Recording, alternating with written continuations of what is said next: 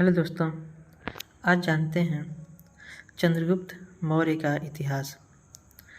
चंद्रगुप्त मौर्य एक बहुत ही महान राजा थे। उन्हें महान इस वजह से कहा जाता है क्योंकि वो एक ऐसे पहले राजा थे जो सिकंदर को उसके काल में जब विश्व विजेता बनने निकला था तो वह सिर्फ चंद्रगुप्त मौर्य की वजह से ही पूरी विश्व विजेता नहीं बन पाया था।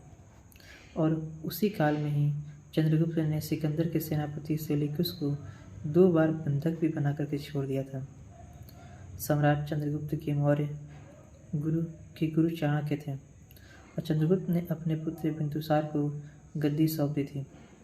बिंदुसार के समय में चाणक्य उनके प्रधानमंत्री थे। इतिहास में बिंदुसार को महान पिता का पुत्र और महान पुत्र का पिता कहा जाता है क्योंकि चंद्रगुप्त मौर्य के पुत्र और सम्राट अशोक महान के पिता थे।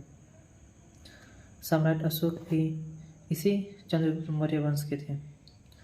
चंद्रगुप्त मौर्य की अगर पारिवारिक परिचय की बात करें तो चंद्रगुप्त महान के प्रारंभिक जीवन के बारे में जानकारी हमें जैन और बौद्ध ग्रंथों से प्राप्त होती है। विशाख दत्त के नाटक मुद्रा राक्षस में चंद्रगुप्त को नंद पुत्र न कहकर मौर्य पुत्र कहा गया है। यह भी कहा जाता है कि चंद्रगुप्त मुरा नाम की भील की महिला के पुत्र थे।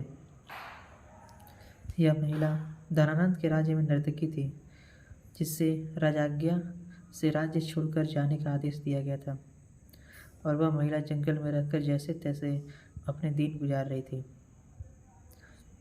कहते हैं कि चंद्रगुप्त मौर्य का जन्म 340 ईस्वी पूर्व में मौर्य अथवा मौर्य वंश के काल में हुआ था।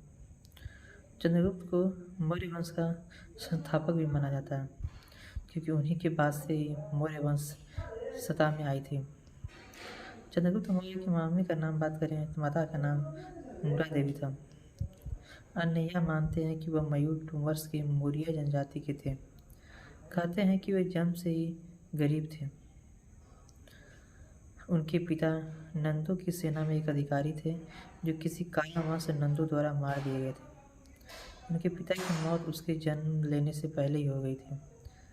जब चंद्रगुप्त 10 वर्ष के थे तो उनकी मां मुरा का भी देहांत हो गया था और तब से उनकी परवरिश आचार्य चाणक्य ने ही की थी। चंद्रगुप्त के 3 विवाह हुए थे। उनकी पत्नी का नाम दुर्धरा था। दुर्धरा से बिंदुसार का जन्म हुआ।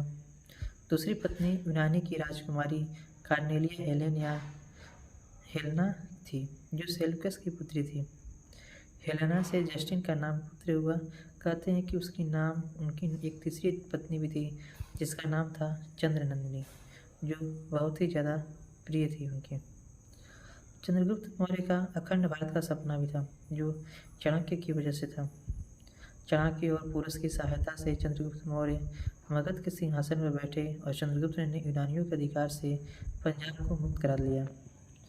चंद्रगुप्त मौर्य ने नंद वंशीय शासक दयानंद को पराजित कर 25 वर्षा की अल्प आयु में मगध के सिंहासन की चंद्रगुप्त मौर्य ने नंद वंशीय शासक दयानंद को पराजित कर 25 वर्षा की अल्प आयु में मगध के सिंहासन की बागडोर संभाली थी। चंद्रगुप्त का नाम प्राचीनतम अभिलेख साक्ष्य रुद्रानम का जूनागढ़ अभिलेख में मिलता है।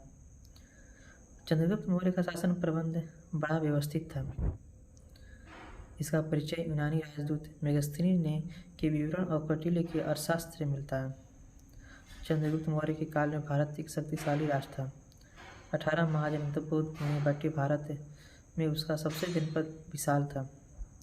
चंद्रगुप्त से पूरे मगध पर क्रुधानंद का शासन था जो बिंबिसार और अजातशत्रु का वंशज था। चंद्रगुप्त धनानंद युद्ध चाणक्य के शिष्य चंद्रगुप्त मौर्य जो कि करीब 322 से लेकर 298 ईसा पूर्व का धनानंद से जो युद्ध हुआ था उसने देश का इतिहास बदल कर रख दिया। प्राचीन भारत के 18 जनपदों में से एक था महाजनपद मगध। मगध का राजा था धनानंद जो कि बहुत ही क्रूर शासक था जिसने चाणक्य के पिताजी को भी का गला काट करके पूरे समाज में लटका दिया था। अगर हम इस युद्ध की बात करें तो चंद्रगुप्त ने उसके शासन को उखाड़ फेंका और मौर्य वंश की स्थापना की थी। धनानंद को मारने का सपना भी चाणक्य का ही था और चाणक्य ने एक वचन भी लिया था कि जब तक वो धनानंद को नहीं मारते हैं तब तक वो अपने बाल को नहीं बांधेंगे। चंद्रगुप्त मौर्य का जैन धर्म की ओर ज़्यादा झुकाव हो चला था। वह अपने अंतिम समय में अपने पुत्र बिंदुसार को राजपट सौंपकर जैनाचार्य भद्रबहु से दीक्षा लेकर उनके साथ श्रवणबेलागोला जो कि अब मैसूर के पास है वहाँ चले गए थे तथा चंद्रगिरी पहाड़ी पर काया कलेश द्वारा 297 ईसा पूर्व अपने प्राण त्याग दिए थे। चंद्रगुप्त मौर्य के बारे में उतनी भी खास कहीं जानकारी नहीं मिलती है। चंद्रगुप्त जी ने 3 विवाह तो किए थे, लेकिन उनमें से सिर्फ चंद्रनंदिनी से ही उनको एक पुत्री की प्राप्ति हुई थी, जो कि थे बिंदुसार। और बिंदुसार का ही पुत्र था अशोक महान। अशोक महान जिसे बौद्ध धर्म का भी सबसे ज़्यादा वंशज माना जाता है। चंद्रगुप्त मौर्य की बात करें तो वो जैन धर्म की तरफ ज़्यादा झुकाव दिए, और अशोक सम्राट की बात करें तो बौद्ध धर्म की तरफ बहुत ही ज़्यादा झुकाव था उनका। बिंदुसार एक सिर्फ राजा रह गए, जबकि उन्होंने उतनी प्रौशाला थी कि कुछ खास नहीं किए थे। दूसरी पत्नी उनकी थी यूनानी की राजकुमारी कार्नेलिया हेलेना या हेलन थी, जो कि सेल्यूकस की पुत्री थी। जब सिकंदर महान उस वक्त भारत पर आक्रमण किया था, उसी वक्त उनसे उनकी भेंट हुई थी, और उसी की वजह से सेल्यूकस को 2 बार बंदी बनाया गया था। और दोनों बार बंदी बनाने के बाद भी सम्राट चंद्रगुप्त मौर्य ने उसे दोनों बार छोड़ दिया था। चाणक्य और पुरुष की सहायता से ही चंद्रगुप्त मौर्य ने सिंहासन पर बैठने की